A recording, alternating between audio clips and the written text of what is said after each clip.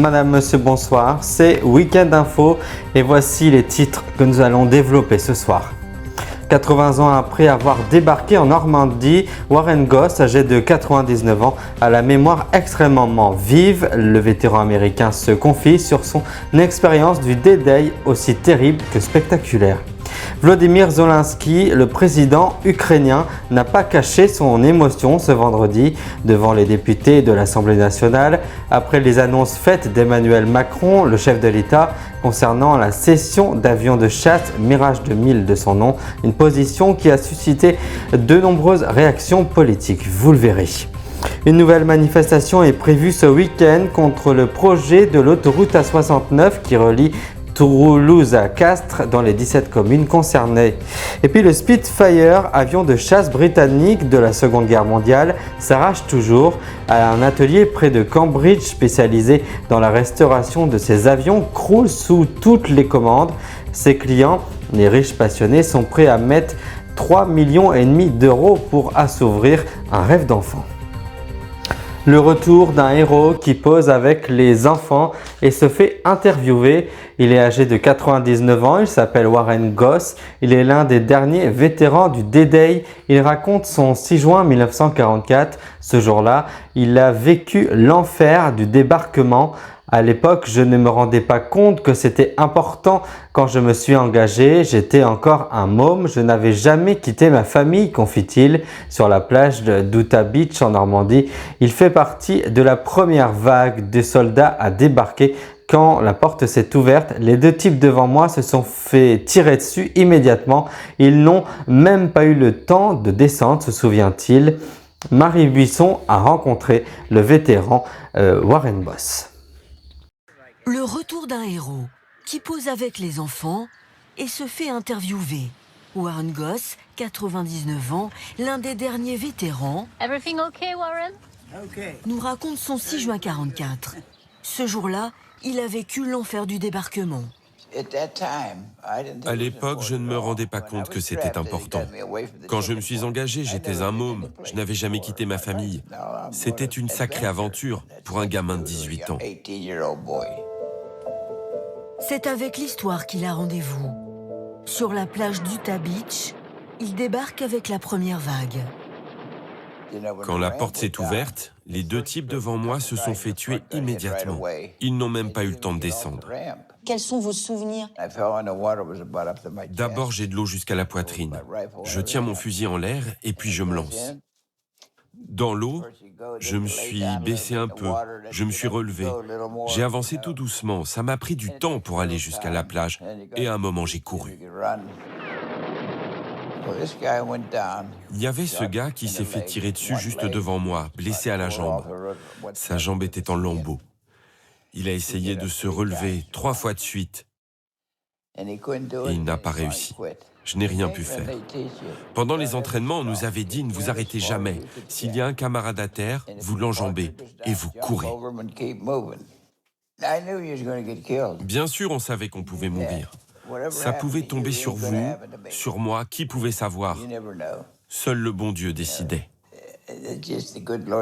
Il a décidé de me sauver. Est-ce que vous êtes un héros? Mon Dieu, non, je ne pense pas ça. Les héros, ils sont tous au cimetière. Le petit gars de Pennsylvanie avait promis à sa mère de rester vivant.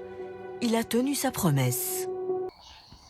Jeudi 6 juin, les yeux du monde étaient rivés sur les vétérans britanniques, canadiens, américains et français à l'occasion des 80 ans du débarquement.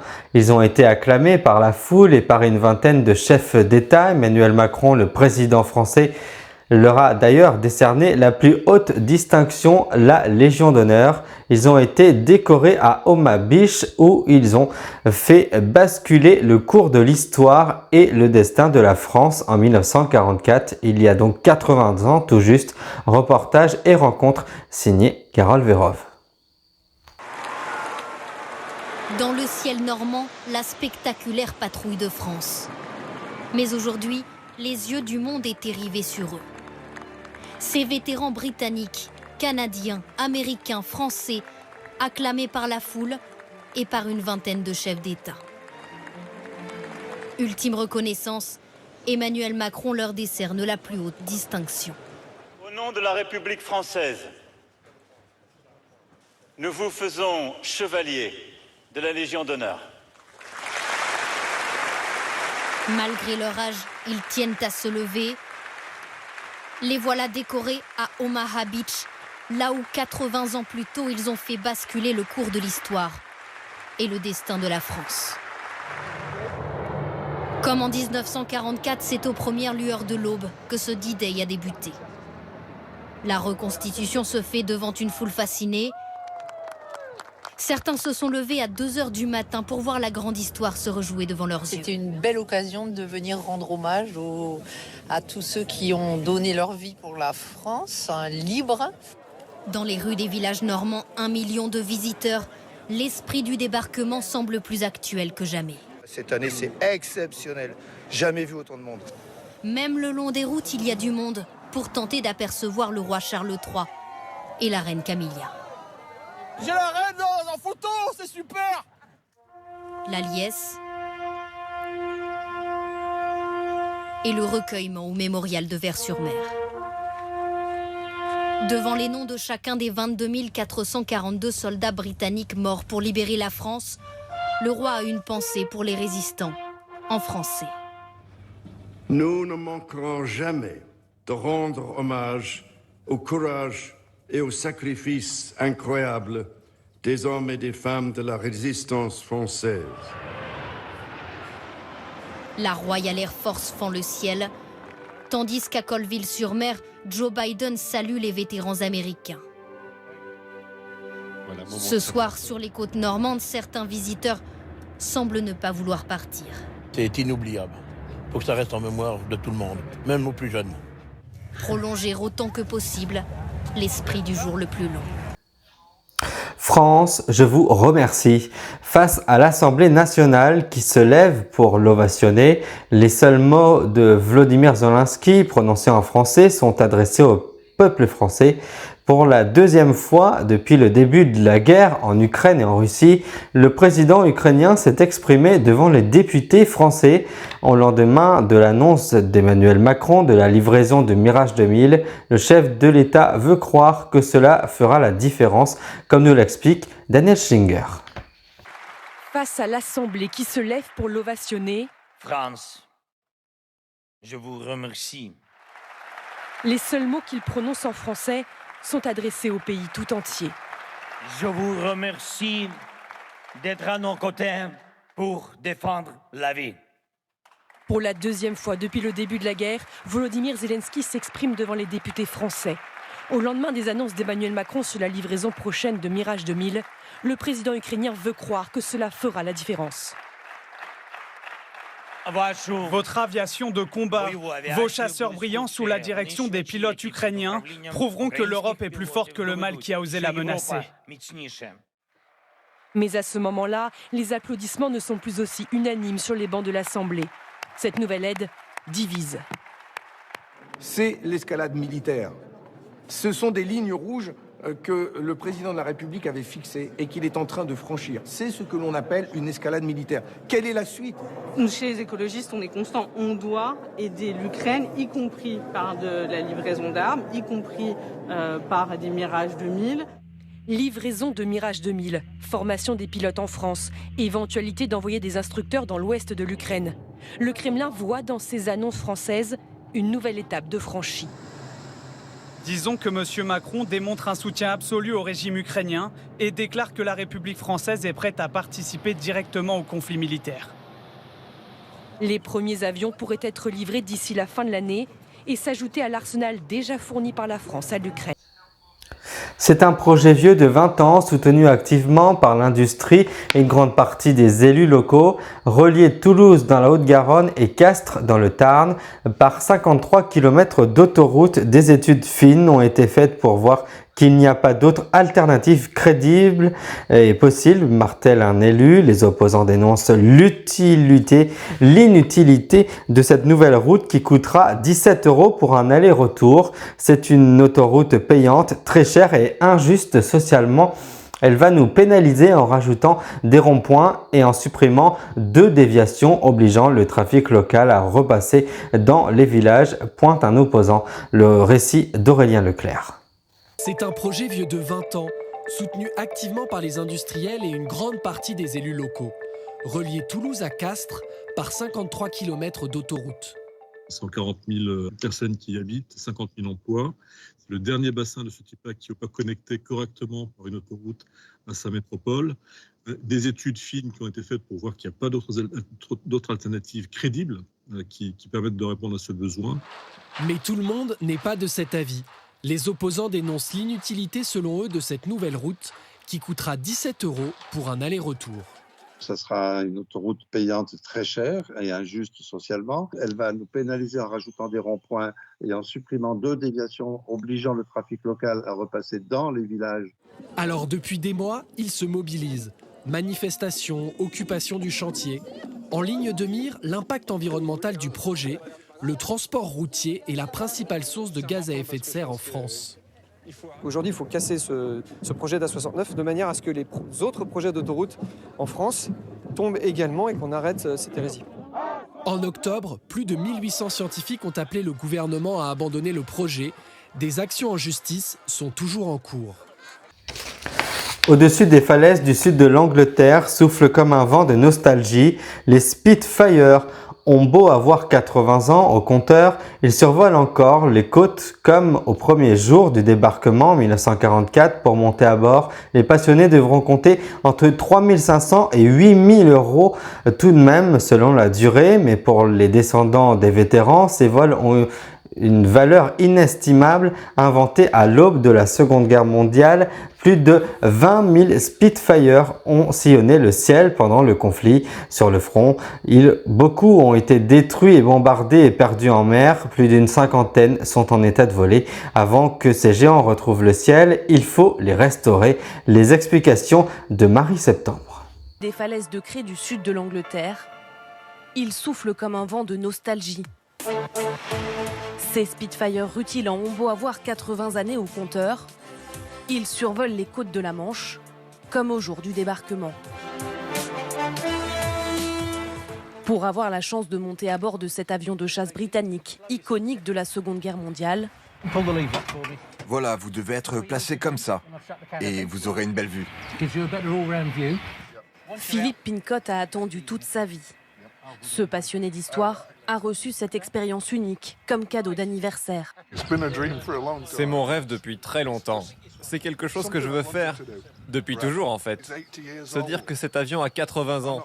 Même moi je n'en ai que 70. Juste le temps de décoller. Et pendant 1 heure, le septuagénaire va profiter du ronronnement unique du Spitfire. Entre figures de voltige et paysages renversants.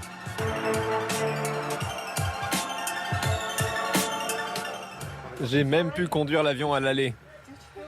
C'était vraiment incroyable. Les amoureux des Spitfire devront tout de même compter entre 3 500 et 8 800 € selon la durée. Mais pour les descendants de vétérans plus encore, ces vols ont une saveur inestimable. Mon grand-père était dans l'aviation pendant la Seconde Guerre mondiale. Quand on pense à tous ces jeunes hommes qui se sont battus, à ceux qui étaient dans cet avion, qui ont abattu des avions ennemis, quand on est assis là, on ressent cette histoire. Inventés à l'aube de la Seconde Guerre mondiale, plus de 20 000 Spitfire ont sillonné le ciel pendant le conflit. Dans l'état actuel de l'Europe, le pays ne pourra jamais avoir trop d'avions de ce type. Ils seraient les plus rapides du monde. Arme emblématique des Britanniques. Mais sur le front, beaucoup sont détruits, bombardés, perdus en mer. Il n'en reste aujourd'hui plus qu'une cinquantaine en état de voler. Alors avant que ces géants de fer puissent retrouver le ciel, il a fallu les restaurer. Dans ce hangar, cette entreprise s'est spécialisée dans la rénovation de Spitfire pour de riches particuliers ou des sorties commerciales. Un travail long et minutieux. Pour la plupart des épaves retrouvées, seuls 10 à 30% des pièces d'origine peuvent être conservées. Cette pièce, par exemple, était très corrodée.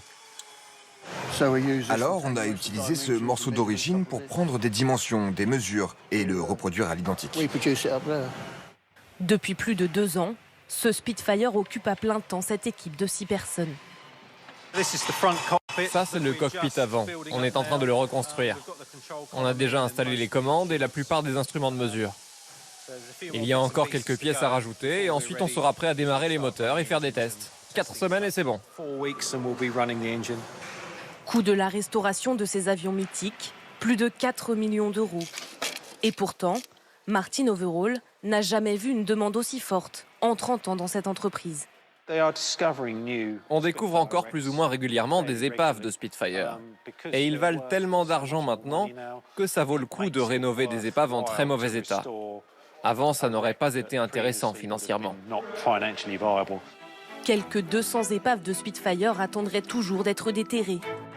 Mais pour les voir voler, il faudra être patient. Ici, la liste d'attente pour les restaurations atteint des sommets.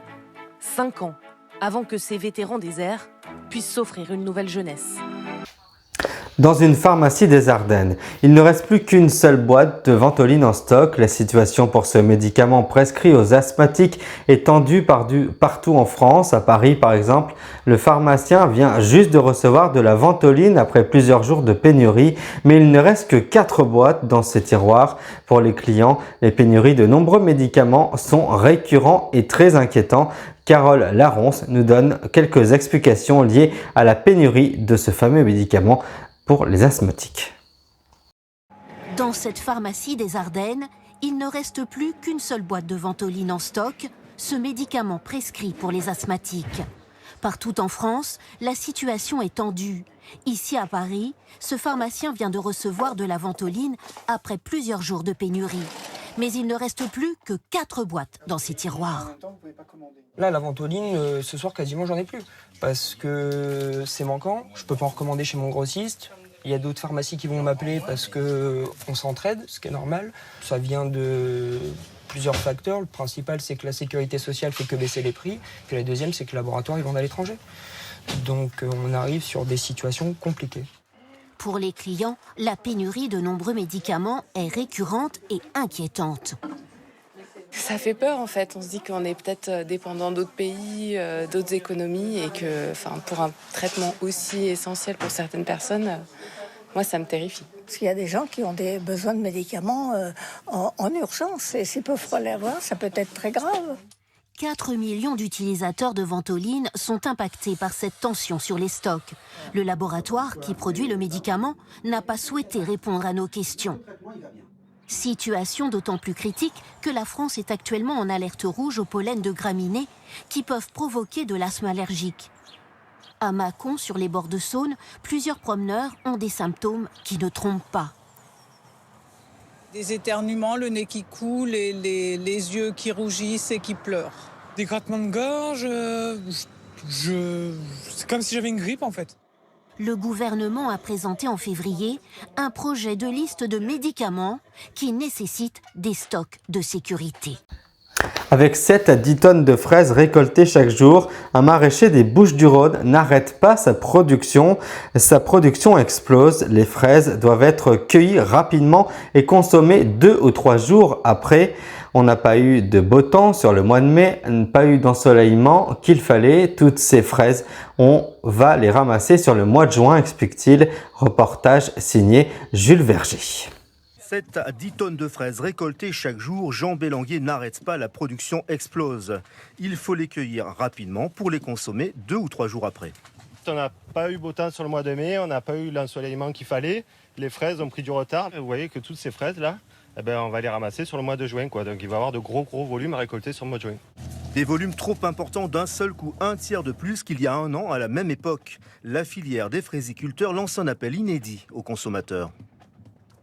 La crainte, c'est qu'il y ait beaucoup de fraises qui arrivent ensemble et qu'il y ait donc un peu trop de volume au même moment. Donc c'est pour ça qu'il faut que le consommateur soit prêt à continuer à consommer de la fraise française et donc les sensibiliser au fait que la saison n'est pas terminée. On veut éviter de les brader et continuer à les vendre en frais comme on le fait depuis le début de la saison. Conséquence, sur les marchés, le prix des barquettes a déjà baissé de 20%. Et les clients ont bien l'intention d'acheter des fraises françaises. Elles sont excellentes et pas très chères, donc c'est parfait. Oh, comment? Je n'achète que de la fraise française. Même si elles coûtent un peu plus cher que leurs concurrentes étrangères, ce père de famille est convaincu qu'il faut soutenir les agriculteurs français. On est prêt pour faire un petit geste pour les soutenir, c'est normal, je trouve. Je veux dire, ils nous donnent à manger toute l'année, donc c'est injuste pour des choses. Depuis le début de la matinée, cette maraîchère voit ses barquettes de gariguettes et de cléry disparaître. À 7 € les œufs, ça fait 14 € le kilo. Pour un produit de la région, c'est plus que raisonnable. Vous revenez à 13 h, il n'y en a plus. Hein. La saison est loin d'être terminée et va durer jusqu'à la fin du mois de juin. Information très médiatisée mercredi puisque 12 enfants à vélo âgés de 7 à 11 ans, une sortie de centre de loisirs, ont été percutés de plein fouet dans un choc frontal avec une voiture. 7 enfants avaient été blessés, nous l'avons appris dans l'après-midi. Aujourd'hui, la fillette de 10 ans qui était en état de mort cérébrale n'a pas survécu à l'accident. Elle est décédée ce vendredi. 2 enfants ont donc pu sortir de l'hôpital mercredi. Jeudi, une autre enfant âgée de 10 ans qui était en urgence absolue, toujours hospitalisée dans un état grave à Poitiers. Une autre enfant de 9 ans hospitalisée dans un premier temps à La Rochelle, en Charente-Maritime, pour violence relative. Un autre enfant de 11 ans hospitalisé à La Rochelle a quant à lui été en urgence absolue, connaît une évolution positive de son état de santé. Enfin, une 5e et dernière victime en urgence relative a été opérée hier à La Rochelle. Elle était dans un état stable. C'est sur ces derniers mots assez tragiques que nous allons refermer cette édition ce soir. Je vous souhaite en dépit de tous de passer une belle soirée malgré tout. On se retrouve demain pour d'autres informations dans Week-end Info. Merci de votre fidélité. À demain.